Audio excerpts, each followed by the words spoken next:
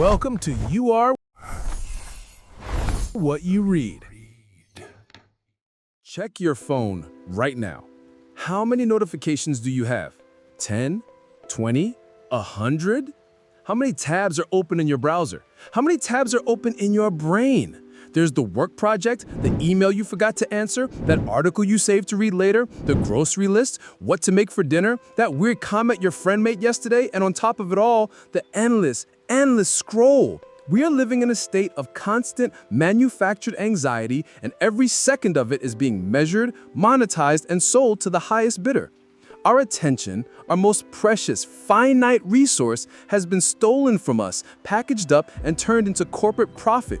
We're told the answer is to be more productive, to optimize, to life hack our way to a calmer mind. But that's a lie. That's just another way of selling you the disease and the cure. This isn't a problem of personal productivity. This is a war for our consciousness. And today, we're not talking about how to manage the crisis. We're talking about how to fight back. We're not talking about digital detoxes or fancy apps. We're talking about the profound, political, and deeply human act of doing nothing. This book isn't about what you've lost. It's about how to get it back. Whoa, Sam, take a breath. You sound like you just ran a marathon powered by espresso and existential dread. You're making me feel like I need to throw my phone into a river. Sorry. It just gets me so fired up because we're all feeling it, right? That constant hum of low-grade panic. And that's exactly the feeling Jenny Odell is addressing in her incredible book, How to Do Nothing: Resisting the Attention Economy. Okay, I love the title, but I have to admit it sounds like a guide for professional procrastinators. How to do nothing.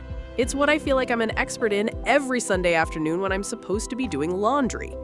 And that is the single most important misconception to clear up right away.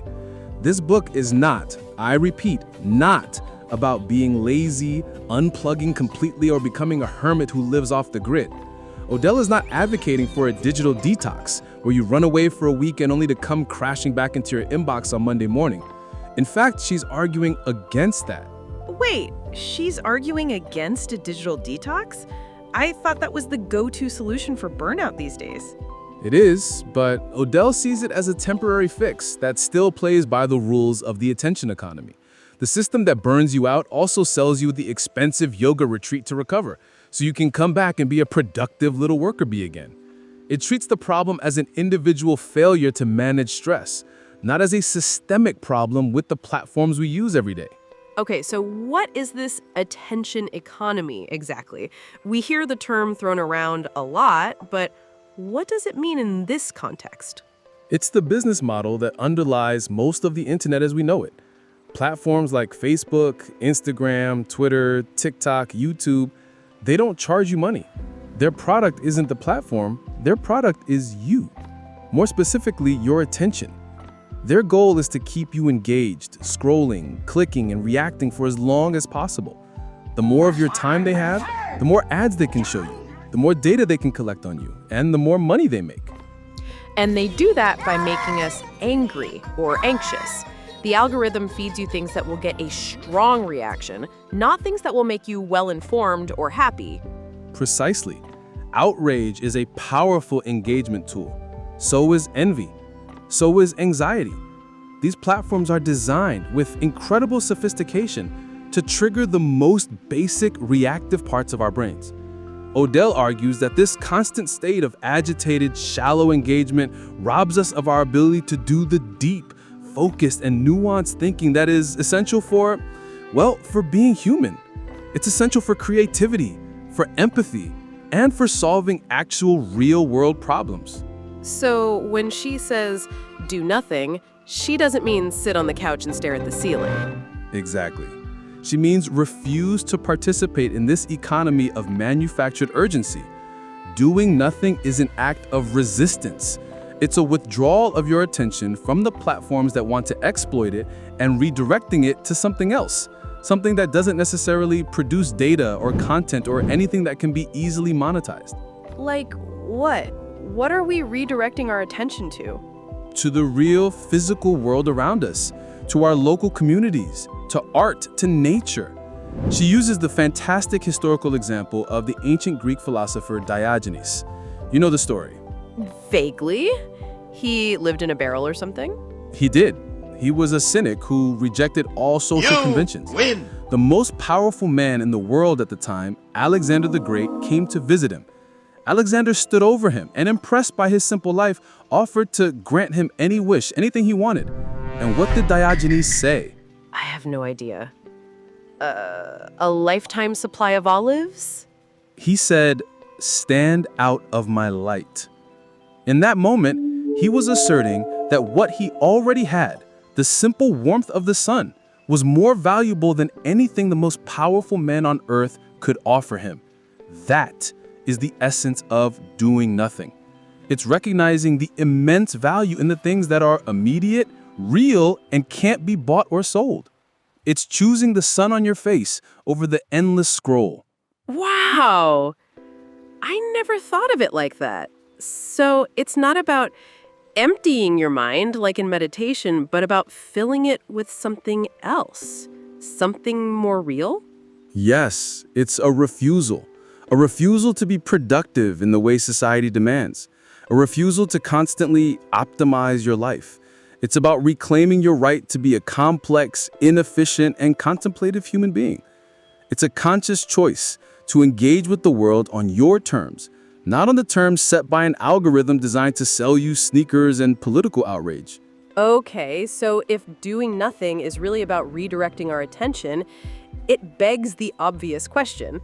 If we're not just escaping to a cabin in the woods, where exactly do we point all this attention we're trying to reclaim? How do we actually start doing that in our real, busy lives? That, Jane, is the most beautiful part of the entire book. We redirect it downwards, outwards, right where we are. Odell makes a powerful case for what she calls bioregionalism. It's a fancy word for a very simple idea: deeply knowing the place you live. Not just the streets and the stores, but the land itself. The plants that grow there, the birds that live there, the history of the people who were there before you. So instead of knowing what's trending globally on Twitter, I should know what kind of tree is outside my apartment window. Exactly. For Odell, a key practice for this is bird watching. And I know what people might be thinking. Bird watching? Bro, what are you talking Seriously? about, man? But think about what it requires. You have to be quiet. You have to be patient. You have to pay close, sustained attention to something outside of yourself. You start to notice patterns. The way a scrub jay moves versus a sparrow. You learn their calls. You notice what time of year they appear. You are, in short, removing yourself from the center of the universe and simply observing the intricate, complex world that has been going on around you all along. And crucially, it's unproductive. You can't really optimize bird watching. There's no leaderboard. You can't put expert finch spotter on your LinkedIn profile and expect a promotion. You can't. It has no instrumental value. Its value is entirely in the experience itself. This practice of deep, localized attention acts as an anchor. It grounds you in a physical reality that the placeless, decontextualized world of the internet constantly tries to make us forget. When you're deeply connected to your specific place, the abstract outrage of the online world loses some of its power over you. You have something real and tangible to care about. This connects to another idea of hers you mentioned earlier, refusal-in-place. So you're not dropping out of society, you're just digging in, refusing to be swept away by staying put? That is the perfect way to put it. Refusal in place is the opposite of the Silicon Valley mindset of move fast and break things. It's about slowing down and tending to things. It's about choosing to engage with your local community, supporting local businesses, maybe joining a community garden or a neighborhood association. These are all forms of resistance to a globalized attention economy that wants us to be disconnected from our neighbors and connected only to the algorithm. This is all fascinating, Sam, but it still feels a bit abstract. I love the philosophy, but our listeners are here for actionable knowledge. Let's make it concrete. What's the YouAre-WhatYouRead actionable toolkit for how to do nothing? Absolutely. This is where the rubber meets the road. Odell doesn't give a neat 5-step plan, but we can distill her philosophy into 4 key practices. Action number 1, practice noticing. the bird watching thing. It can be, but it doesn't have to be. The point is to intentionally pay attention to your non-digital surroundings. Pick one thing. For 1 week, your goal is to learn the names of 5 different street trees you walk past every day. Or spend 5 minutes a day just sitting by a window and observing without your phone. The goal is to exercise your atrophied attention muscle on something that isn't trying to sell you something. I like that. It feels manageable. Okay, what's action number 2? Action number 2 is learn your place. This goes beyond just noticing. Be an amateur historian or naturalist for your own neighborhood. Go to your local library and look up the history of your town. Use an app like iNaturalist or Merlin Bird ID to identify the plants and animals around you. Find out which indigenous tribes lived on the land before your town was founded. Understanding the deep context of where you are is a powerful way to feel connected to it.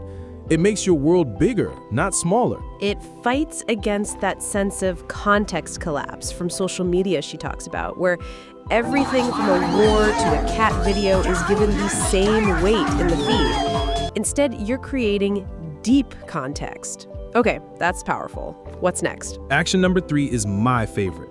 Cultivate uselessness. Find something to do that has absolutely no goal of self-improvement, monetization, or productivity. It's not a side hustle. It's just a thing you do. Maybe it's learning to identify constellations, or skipping stones, or learning to bake a perfect loaf of bread, not to post on Instagram, but just for the pleasure of it. This is a direct rebellion against the pervasive demand that all of our time and hobbies must be optimized and productive. I feel like I need to schedule cultivating uselessness into my calendar, which kind of defeats the point, doesn't it? A little, yes, but the intent is what matters. The point is to find joy in activities that have no external validation. It's a way of telling the attention economy, not all of my time is for sale. And finally, action number 4, reclaim social spaces. Instead of just reacting to a friend's post online, call them. Instead of debating a stranger in the comments, join a local club or volunteer group where you can have real, face-to-face conversations with people in your community. Go to a park, a museum, a public square, occupy physical space with other humans. This is how we rebuild the communal bonds that the internet has fragmented. So, to recap the toolkit, practice noticing, learn your place, cultivate uselessness, and reclaim social spaces. It all seems to circle back to this core idea of withdrawing from the shallow and investing in the deep. Exactly. And it's important to remember why. This isn't just about personal wellness or feeling less anxious, though that is a wonderful side effect. Odell argues this is a political act. A world of people who are unable to pay deep attention is a world of people who are easy to manipulate and control. By reclaiming our attention, we are reclaiming our agency. We are equipping ourselves to deal with complex real-world problems like climate change or social injustice that require the very sustained, nuanced focus the attention economy is trying to destroy. So, doing nothing is actually doing everything. It's how we start to fix things by first fixing our ability to even focus on what's broken. You've got it. It's the first necessary step. Resisting the attention economy isn't the end goal. It's clearing the ground so we can begin the real work of building a better, more connected, and more thoughtful world right where we are. An incredible and quietly radical idea. That was How to Do Nothing, Resisting the Attention Economy by Jenny Odell. We highly recommend you pick it up. And as a challenge to all of our listeners, we want you to answer this in the comments. What is one useless thing you are going to do this week to reclaim your attention? We'd love to hear it.